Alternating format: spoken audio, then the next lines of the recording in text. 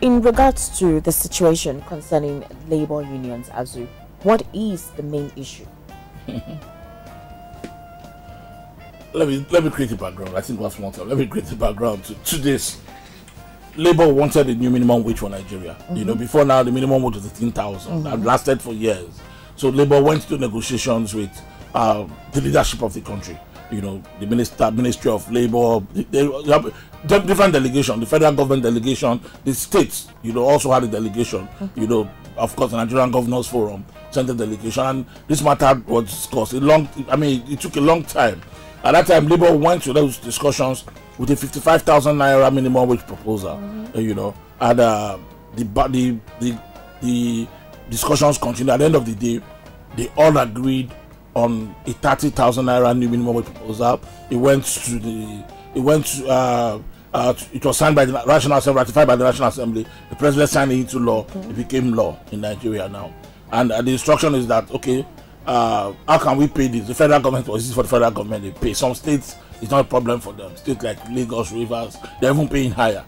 But some states couldn't. So the instruction was that go and discuss with these governors on how to implement this payment. Because when they say 30,000, that doesn't mean 30,000. That's true. I mean, it depends on the higher progress, level. from the levels, you know. So go and discuss with states. And then some states came up and say we can't pay this money. We cannot afford it. We can't afford 30K per month, you know. The argument began to linger. And then suddenly in the National Assembly, House of Reps, there was a bill to move the issue of minimum wage away from the exclusive list, you know, matters that require federal deliberations to the concurrent list, where states can also deliberate on. You know, if you do that, it means that states by themselves don't have power to discuss minimum. They don't have to abide with what the federal government has passed as a minimum wage. The federal government will deal with its own. They will deal with theirs. And Labour said, no, this is not what we agreed. If you do this now, it means you are empowering those states that say they cannot pay, and they will not pay. Some governors will not even pay 5,000, you know, and the way they are behaving. And the governors, if you do their lifestyle, they're having fun. The governors have a uniform salary across the country, you know. Members of the National Assembly, the same, you know. Why just let us have a national minimum wage, and then we can begin to discuss whether you want to pay more than that, you know, or not. But the basis should be 30,000. That is Labour's position. But it appears like some state governors are sponsoring this bill to escalate the matter away from the exclusives and put it on the concurrent, so that they can, of course, determine how much they pay. Because it's not the first time I've heard, even Governor Fayemi, that chairman of the Nigerian Governors Forum, has said that not all states can pay 30,000 minimum wage, you know. So this is what has brought Labour to begin this protest. You know, eventually they went on the street yesterday to say they want that bill thrown out in the National Assembly. You know, but a bill is not just thrown out because Labour wants it to be thrown out. There's a process. It has passed the first reading, second reading in the House of Reps. It will now go to the public hearing stage where all stakeholders will come and discuss it. If the bill is not good at that stage, it will be thrown out. Eventually, it can even be thrown out, you know, when it comes to the debate in the National Assembly, where you can lobby your member to reject it. You know, so all of those processes are still there. That's what the National Assembly is telling the leadership of the NLC. Let the process go through, you know. And Badabia Amila, the Speaker of the House, has called a meeting for Tuesday next week with the leadership to look at this. But I think the fear of Labour is this.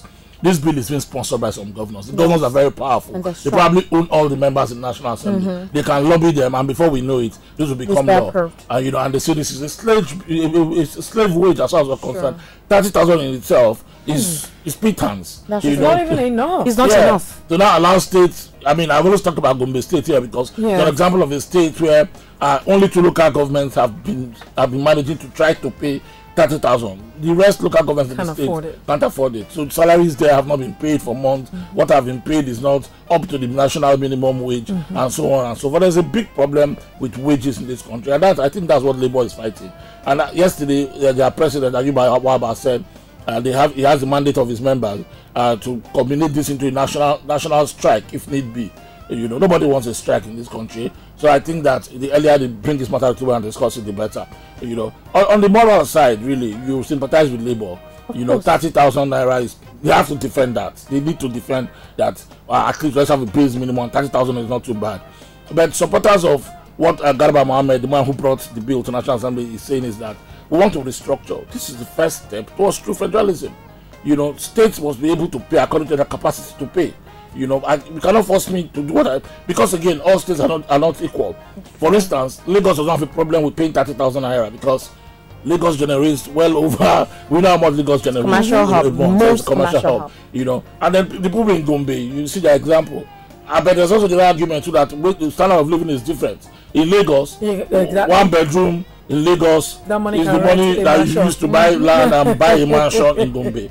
You know, so all of these arguments come into play. But I think, from my own opinion, every country deserves a base national minimum wage. Yeah. And that's the basis for measuring and comparison. I think the matter should stay on the exclusive list as the base minimum wage, and states must try to pay this. I mean, if a state in Nigeria cannot pay 30,000, then the state is indeed not fit for the status. Yeah. Well, so objectively speaking, as regards to the case that Labour is pleading for, the National Assembly members, I think there was a time when people said that their monies or their salaries should be cut short, or rather reduced, to compensate the lapses in terms of payment of other projects or whatever it is, especially like how Labour is demanding.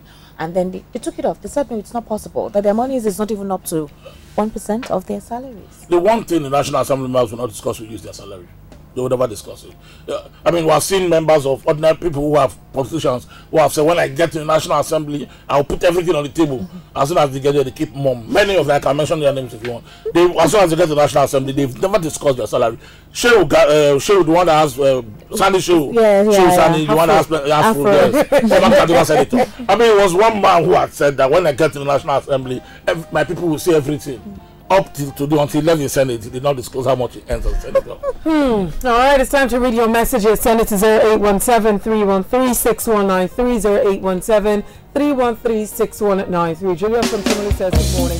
Legislators are waging war against the low-level staff income in Nigeria with just 30,000.